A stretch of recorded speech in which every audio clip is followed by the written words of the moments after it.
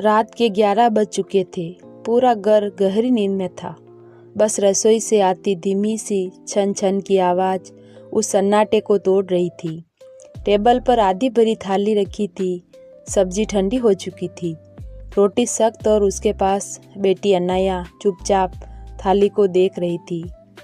उसकी आंखों में नींद नहीं, बस थकावट और नमी थी। दरवाजे के पार किसी ने झांका, पर उसे देखने वाला कोई नहीं था। सुबह के 5 बजते ही घर के बाकी लोग करवटें बदल रहे थे और अनाया रसोई में झाड़ू लगा रही थी। गैस पर दूध चढ़ चुका था। सास के लिए चाय बन रही थी। बच्चों के टिफिन में आलू पराठे जा रहे थे और पति रोहन का शर्ट प्रेस हो रहा था। इतनी देर क्यों लगा दी? चाय ठंडी हो गई। सास के ये शब्द रोज की तरह कानों में पड़े। अनाया ने कुछ नहीं कहा, बस सिर झुकाकर दोबारा चाय बनाई, जैसे उसने अपनी जुबान किसी अलमारी में बंद कर दी हो। रोहन ऑफिस जाते वक्त बस इतना बोला, कपड़े ठीक से रख देना, मीटिंग है, देर हो जाएगी। ना अलविदा कहा, ना ध्यान रखना, बस चाबियां टेबल पर पटक दी और निकल गया। दोपहर तक पूरे घर की सूरत चमक रही थी, बस वह खुद की फीकी पड़ गई थी। सास अपने कमर दर्द का रोना रो रही थी। ससुर टीवी पर समाचार देख रहे थे। बच्चे स्कूल में थे और वह खुद को दीवारों में टांग चुकी थी। थकान उसकी उंगलियों में उतर आई थी, पर फिर भी उसने सबके खाने की तैयारी की। जब खुद खाने बैठी तो सब्जी ठंडी और रोटी सूख चुकी थी। अरे अनाया, तू तो दिन भर काम में घुसी रहती है, अभी अपने लिए भी वक्त निकाल लिया कर। अनाया ने मुस्कुराने की कोशिश की। वो वही मुस्कान थी जो चेहरे पर होती है, पर दिल में नहीं। समय मेरे हिस्से में बस झाड़ू बर्तन लिखे हैं दीदी, उसने धीरे से कहा। शाम को जब बच्चे लौटे तो उनके लिए दूध, स्नैक और होमवर्क का पहाड़ा तैयार था। रोहन आया तो फ़ोन पर किसी से हंसकर बात कर रहा था। आज ऑफिस में बहुत काम था, अनाया ने पूछा। वह बोला, हाँ थक गया हूँ, और सीधा टीवी ऑन कर दिया। अनाया कुछ कहना चाहती थी, मैं भी थक गई हूँ रोहन, पर उसने होठों को चुप कर दिया, क्योंकि उसे मालूम था उसके थकने का हक इस घर में किसी ने नहीं दिया। रात गहराने लगी। बच्चे सो चुके थे। सास ससुर अपने कमरों में। अनाया अभी भी रसोई में थी। गैस बंद कर रही थी, सिंक साफ कर रही थी, अगले दिन की सब्जी काट रही थी। अचानक उसका सिर चकराया। उसने दीवार का सहारा लिया।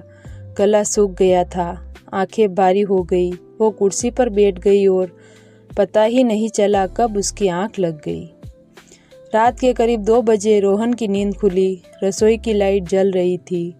वह झुंझलाया, यह अभी तक क्या कर रही हो? वो वहां गया तो देखा अनाया सिर झुकाए बैठी है, बिल्कुल स्थिर। अरे अनाया, सो गई क्या? कोई जवाब नहीं। वो पास गया, उसका कंधा हिलाया, शरीर ठंडा था। रोहन के हाथ से पानी का गिलास गिर पड़ा। वो घबरा गया, चिल्लाया, माँ माँ। पूरा घर दौड़ आया। डॉक्टर बुलाया गया, पर देर हो चुकी थी। डॉक्टर ने बस इतना कहा, शरीर पूरी तरह थक चुका था, शायद कई दिनों से बुखार में थी, पर आराम नहीं किया। रोहन के कानों में जैसे किसी ने हथौड़ा मार दिया हो। वो बड़बड़ाने लगा, पर उसने तो कभी कहा ही नहीं कि वो बीमार है। डॉक्टर ने गहरी सांस ली। कहने के लिए सुनने वाला भी तो होना चाहिए।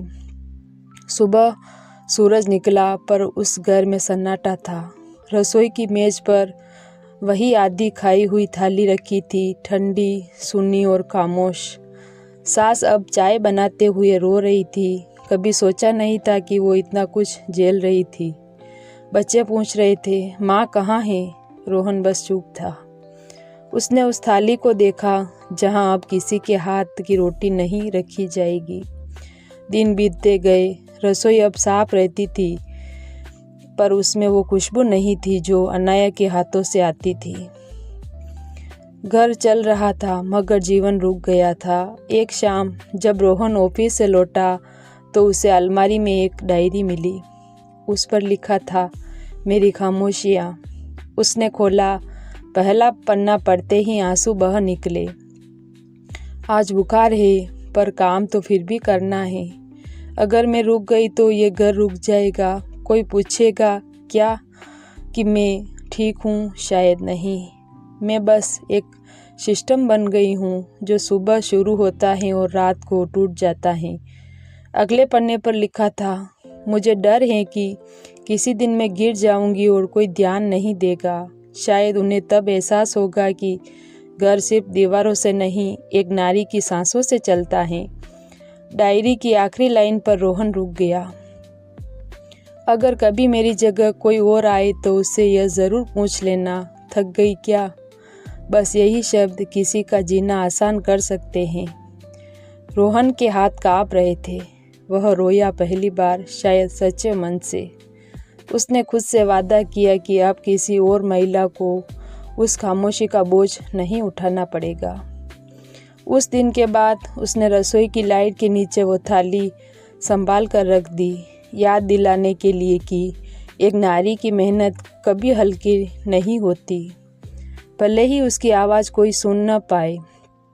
अंततः हर एक घर में एक अनाया होती है जो सबका ध्यान रखती है मगर खुद बुला दी जाती हैं।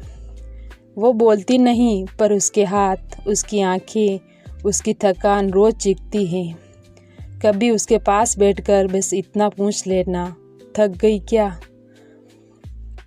क्योंकि यही सवाल किसी की जान बचा सकता है। धन्यवाद।